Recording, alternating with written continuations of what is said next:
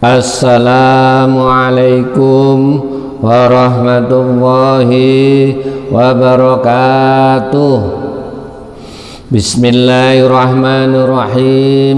Alhamdulillahi rabbil alamin. Wassalatu wassalamu anbiya'i wal mursalin Sayyidina Muhammadin wa ala alihi wa sahbihi ajmain. Amma ba'du.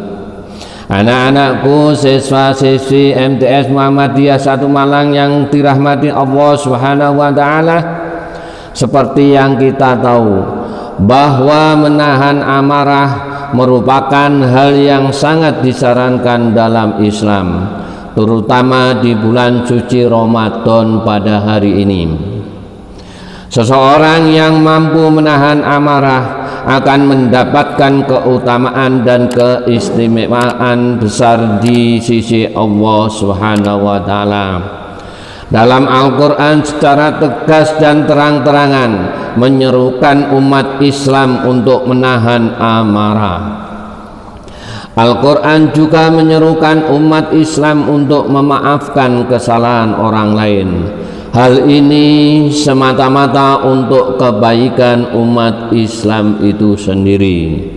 Seperti firman Allah Subhanahu wa taala dalam surat Ali Imran ayat 134 sampai 135 yang berbunyi, Bismillahirrahmanirrahim. وَسَارِعُوا إِلَى مَغْفِرَةٍ مِّن رَّبِّكُمْ وَجَنَّةٍ عَرْضُهَا السَّمَاوَاتُ وَالْأَرْضُ أُعِدَّتْ لِلْمُتَّقِينَ الَّذِينَ يُنفِقُونَ بِالسَّرَّاءِ وَالضَّرَّاءِ وَالْكَاظِمِينَ الْغَيْظَ وَالْعَافِينَ عَنِ النَّاسِ Wallahu yuhibbul muhsinin, yang artinya, dan bersegeralah kamu kepada ampunan dari Tuhanmu dan kepada surga yang luasnya seluas langit dan bumi yang disediakan untuk orang-orang yang bertakwa, yaitu orang-orang yang menafkahkan hartanya baik di waktu lapang maupun sempit, dan orang-orang yang menahan amarahnya dan memaafkan kesalahan orang. Allah menyukai orang-orang yang berbuat kebaikan. Surat Ali Imran ayat 135 sampai 134.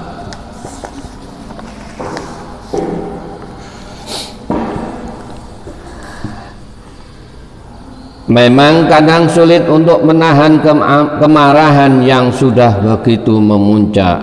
Namun ayat di atas memberikan petunjuk cara melakukannya serta menjelaskan bahwa menahan amarah hanya dapat dilakukan apabila ada kesiapan hati untuk memaafkan. Demikian juga sebaliknya, seseorang yang mudah memaafkan kesalahan orang lain akan menjadi penyebab dirinya tak mudah melampiaskan amarah. Tak tanggung-tanggung Allah menjanjikan surga bagi mereka yang menahan amarah dan memaafkan. Mereka akan disukai oleh Allah Subhanahu wa taala, sesama manusia dan juga malaikatnya. Anak-anakku, siswa-siswi MTS Muhammadiyah 1 Malang yang dirahmati Allah Subhanahu wa taala, telah dikisahkan Abu Bakar radhiyallahu anhu, Rasulullah sallallahu alaihi wasallam memberikan nasihat elegan dan pesan yang istimewa agar seseorang yang dicaci atau disakiti hatinya tak perlu membahas dengan perbuatan kotor yang sama. Bersikap diam, tenang, dan tak membalas keburukan jauh lebih suci dibandingkan mengumbar kemarahan. Suatu ketika Abu Bakar duduk bersama Rasulullah SAW dan mendapat cacian dari seseorang dalam waktu yang lama. Setelah sekian lama dicaci dan tidak kunjung berhenti, Abu Bakar pun membalas caciannya. Rasulullah SAW marah lalu berdiri. Abu Bakar menyusulnya, lalu ia berkata, "Wahai Rasulullah, dia mencaciku padahal engkau duduk bersamaku. Ketika aku membalas beberapa caciannya, engkau malah marah dan meninggalkanku." Mendengar pertanyaan sahabatnya, Rasulullah SAW memberikan nasihat bahwa ketika Abu Bakar diam, ada malaikat yang telah membalaskan caciannya untuknya. Sebaliknya, ketika cacian itu dibalas, datanglah setan.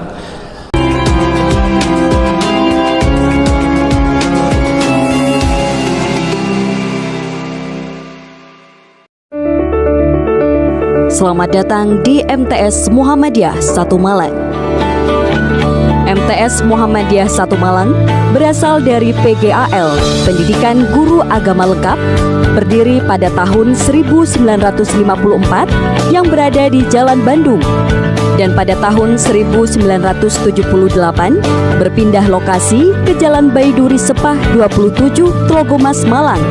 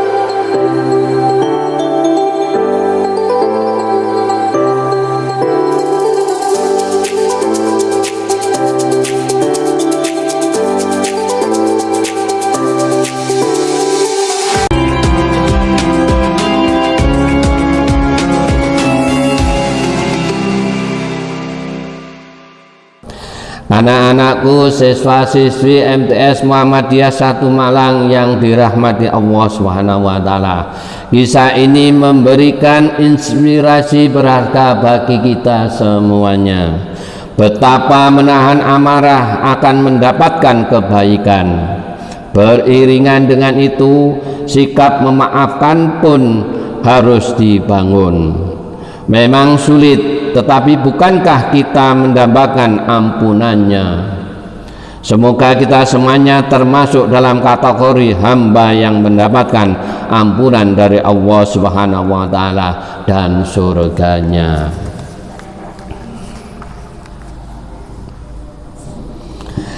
Ketika seseorang marah, maka pertama kali yang menerima efek keburuknya atau mudaratnya adalah hati orang tersebut. Hati menjadi panas dan sakit. Kedua, untuk melupakan marahnya tersebut bisa jadi tangan atau kaki atau anggota tubuh lainnya digerakkan untuk melakukan sesuatu yang menyakiti dirinya sendiri, bahkan orang lain. Ketiga, ketika marahnya dilampiaskan kepada orang lain, maka yang menerima bahayanya tidak hanya dirinya sendiri, melainkan juga orang lain. Oleh karena itu, ketika seseorang mampu menahan amarahnya, maka pada saat itulah ia telah menutup semua pintu mudarat yang ditimbulkan oleh marah, dan pada saat itulah ia mempunyai salah satu ciri orang yang bertakwa sebagaimana firman Allah dalam surat Ali Imran yang di atas tadi, yaitu ayat 134 yang menerangkan tentang ciri-ciri orang yang bertakwa, yaitu wal kadhiminal ghaid, yang artinya di antara ciri-ciri orang yang bertakwa adalah orang-orang yang menahan amarahnya. Anak-anakku siswa-siswi MTS Muhammadiyah 1 Malang yang dirahmati Allah Subhanahu wa taala, sungguh sifat marah yang terdapat pada diri setiap orang adalah musuh nyata bagi dirinya sendiri. Oleh karenanya, ketika seorang mampu mengendalikan amarahnya, maka sejatinya dialah orang yang hebat dan kuat, karena ia telah menjadikan amarahnya sebagai tawanan, bukan ia yang ditawan oleh amarah. Hal ini sebagaimana yang disabdakan oleh Nabi Muhammad SAW, laisa syadidu bisur'ati, innamas sadidul ladzi yamliku nafsahu indal khudub, yang artinya orang yang kuat bukanlah orang yang tidak terkalahkan dalam bergulat, namun orang yang kuat sesungguhnya adalah orang yang memiliki atau menguasai dirinya ketika marah. Demikianlah apa yang dapat kami sampaikan untuk hari ini. Semoga puasa pada bulan Ramadan kali ini menjadi ajang penempaan diri untuk lebih pandai dalam menahan amarah dan memaafkan. Pada akhirnya, semoga kita semuanya, amal ibadah kita, puasa kita diterima oleh Allah Subhanahu wa taala. Demikianlah yang dapat kami sampaikan dari Pak Romli. Saya akhiri dulu. Wassalamualaikum warahmatullahi wabarakatuh.